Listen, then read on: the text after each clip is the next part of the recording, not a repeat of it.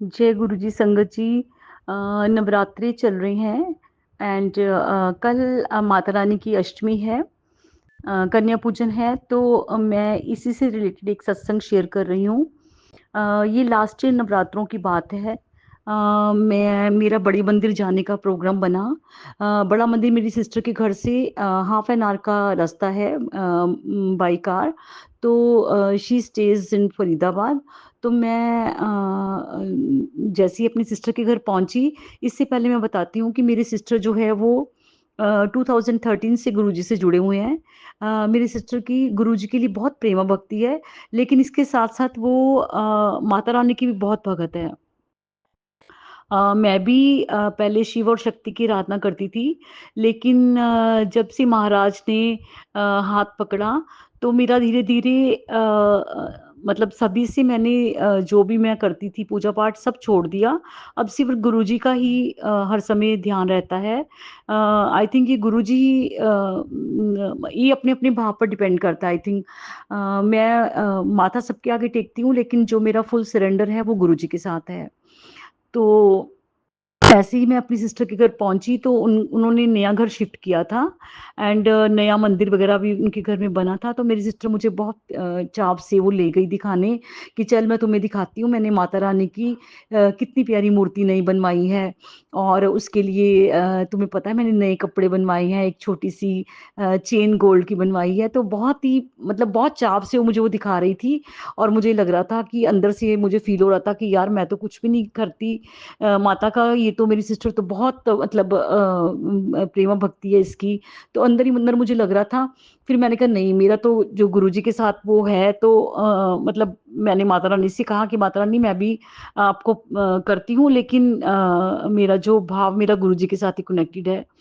तो ऐसे ही मतलब चल रहा था। तो मैं जब अपने घर वापस आई तो नेक्स्ट डे अष्टमी थी। तो मैंने जैसे सुबह उठ के कन्या पूजन किया एंड माता रानी की मूर्ति मैंने किचन में स्थापित करी थी अष्टमी में। तो मैं माता के आगे माथा टेक रही थी। तो माथा टेकते टेकते मैं एकदम से थोड़ी इमोशनल होके माता के आगे रोने लगी कि हे माँ मुझे माफ़ कर देना। मेरी सिस्टर तो आपको बहुत प्यार करती है, लेकिन मैं शायद उस भाव से आपको आपकी भक्ति नहीं कर पाती।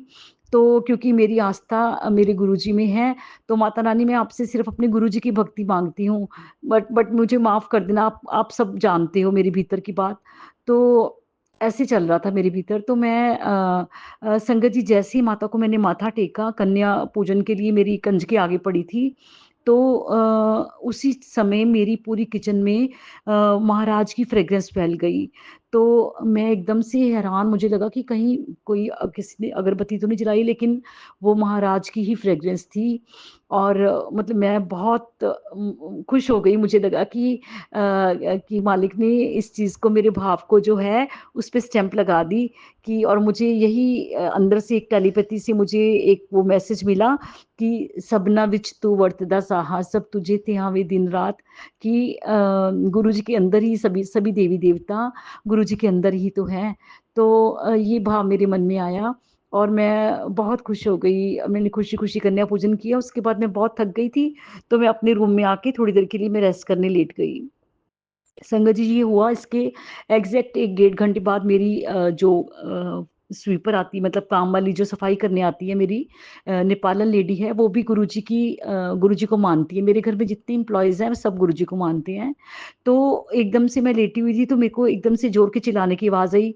मेरी मेड और वो नेपालन जो थी वो भागती भागती आई, भाभी भाभी भाग के आओ कि गुरुजी के, जहाँ गुरुजी का मंदिर बना स्वरूप बन रखा हुआ है, वहां से फ्रेग्रेंस निकल रही है। तो संगत जी मैं एकदम से भागी खुश होके। तो ये हमारे मालिक हैं, जो अगर हमारे मन में कुछ भाव आता है तो उसके बाद उसकी पुष्टि भी करते हैं। वो हमें इस पर स्टैंप लगा देते हैं कि अगर मैंने ये तुम्हें चीज़ दिखाई है तो ये उसको ये उनको मतलब उस चीज़ के ऊपर क्रॉस चेक भी करवा देते हैं मालिक।